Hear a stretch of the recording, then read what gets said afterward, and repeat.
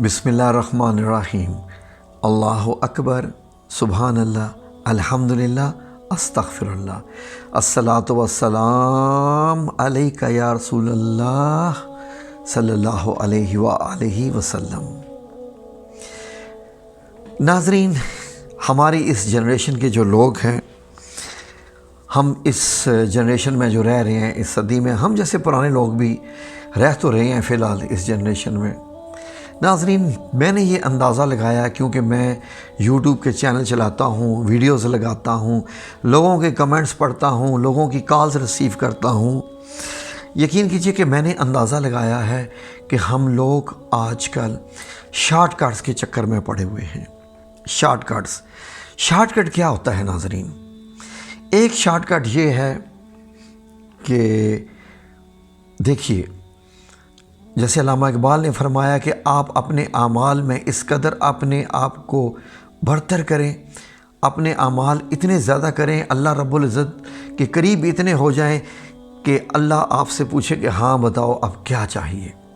उसके लिए आपको ज़ाहिर है कि अपना आप तब्दील करना पड़ता है। गुरूर, कीना, बुग़्ज़, नफ़रत, ये सब गुस्से वगैरह निकालने पड़ते हैं और उसके बाद सलात वगैरह, नमाज, रोज़ा, ज़कात, हज, सब कुछ मुकम्मल करना पड़ता है। एक दरवेशाना ज़िंदगी गुजारनी पड़ती है, दुनिया से हट के जाना पड़ता है ताकि हम अल्लाह रब्बुल इज़्ज़त के ऐसे महबूब बंदे बन जाएं कि अल्लाह रब्बुल इज़्ज़त हम हाथ उठाएं और वो कबूल फरमा लें। ये वक्त आते हैं, किन पे आते हैं? ये वली अल्लाह, औलिया अल्लाह, ये ऐसी शख्सियात होती हैं। पैगंबर तो खैर वो तो मामला ही कुछ और है, रसूल या पैगंबर का तो आम लोगों की बात कर रहे हैं जो कि अपने दर्जात बढ़ा लेते हैं।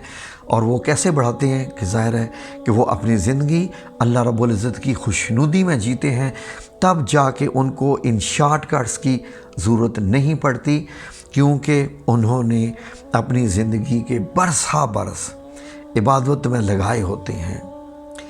कोई आसान बात है? कोई आपको झिड़की दे, आप पे गुस्सा करे या आपकी बेइज्जती करे और आप अल्लाह की रज़ा के लिए उसको माफ़ कर दें, कोई आसान बात है? कोई आसान बात है कि 10 बंदों में बैठ के कोई आपको ऐसी बात कह दे जिससे आपकी इज़्ज़त गई हो और आपने उस बात को बर्दाश्त करके मुस्करा के ये उससे कह दिया हो कि जाओ, मैंने तुझे अल्लाह की रज़ा की खातिर माफ़ कर दिया? ये आसान बात है? बहुत मुश्किल बात है नाज़रीन। यहाँ तक तो कोई अगर आपको ये कह दे कि ये जो आपने कपड़े पहने हुए हैं ये पुराने मॉडल के हैं, हमें तो वो बात भी बर्दाश्त नहीं होती कि किसी ने हमें ये क्यों कह दिया कि तुम इसके कपड़े, जनाब जी, ख़वातीन के मतलब तो यहाँ तक है कि अगर किसी ने ये कह दिया कि इस बेचारी ने तो पिछली शादी पे भी ये पहनी हुई थी और इसने इस शादी पे फिर ये कपड़ा पहन लिया है, तो समझ लीजिए कि दुश्मनी वहीं से शुरू। हमें तो इतनी बात भी बर्दाश्त नहीं होती है, तो हम लोगों ने क्या दर्जात लेने हैं? तो इसलिए नाज़रीन, ये मैं बात कर रहा था कि हम जो इस जनरेशन में रहने वाले हैं, हम लोग शॉर्टकट की लिहाज में हमेशा शॉर्टकट की तलाश में रहते हैं। जो बंदा वज़ाइफ ढूंढता है कि मुझे ये वजीफ़ा मिल जाए तो मुझे ये हासिल हो जाए, मुझे ये वजीफ़ा मिल जाए, मुझे वो मिल जाए, मुझे ये मिल जाए, लेकिन वो नमाज की पाबंदी नहीं करता, अपने अज़कार की पाबंदी नहीं करता, तहज्जुद की पाबंदी नहीं करता, तो वो शॉर्टकट करने वाला है। मैं आपको आज शॉर्टकट बता देता हूँ। मैंने जब एक हदीस मुबारक पढ़ी तो नाज़रीन, यकीन करें कि मैं कितने दिन सोचता रहा कि ये मुझे शॉर्टकट की हदीस मिल गई है कि आप जो चाहें आपको मिलेगा, जो चाहें आपको मिलेगा, जो भी चाहें मिलेगा, तो क्या मांगा जाए। मैं कितने दिन सोचता रहा। सुन लीजिए हदीस मुबारक। नबी करीम सल्लल्लाहु अलैहि व आलिहि वसल्लम का इरशाद है, इरशाद पाक है कि सुने, जुम्मातुल मुबारक के दिन एक ऐसी घड़ी है जिसमें अगर कोई मुसलमान बंदा नमाज़ पढ़ रहा हो और वो अल्लाह सुब्हानहू व तआला से कोई चीज़ मांगे तो अल्लाह उससे वो चीज़ अता फरमाते हैं। پھر آپ نے ہاتھ کے اشارے سے بتلایا کہ وہ گھڑی بہت تھوڑی سی ہے۔ یہ صحیح البخاری کی حدیث 935 ہے۔ ناظرین، باب الساعہ فی یوم الجمعہ، یہ اس کا جو ٹاپک ہے اس کے بارے میں۔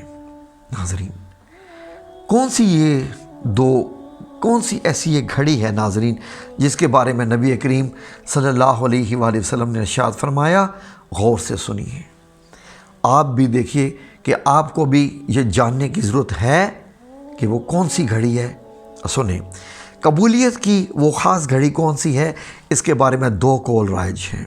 نمبر 1، امام کے خطبہ جمعہ شروع کرنے سے نماز جمعہ کی فرض نماز کے اختتام تک۔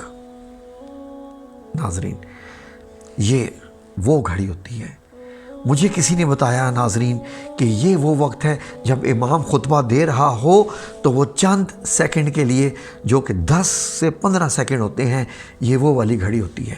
میں ایک دن سوچتا رہا کہ یہ کیا ہے، یہ کیا میں دعا مانگوں کہ وہ قبولیت کی گھڑی ہے۔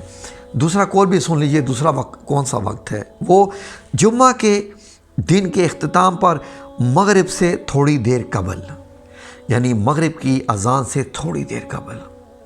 میں ناظرین بہت سوچتا رہا کہ جیسے مجھے بتا دیا گیا، میرے دل میں آ گیا کہ میں جو مانگوں گا مجھے ملے گا۔ میں کیا مانگوں؟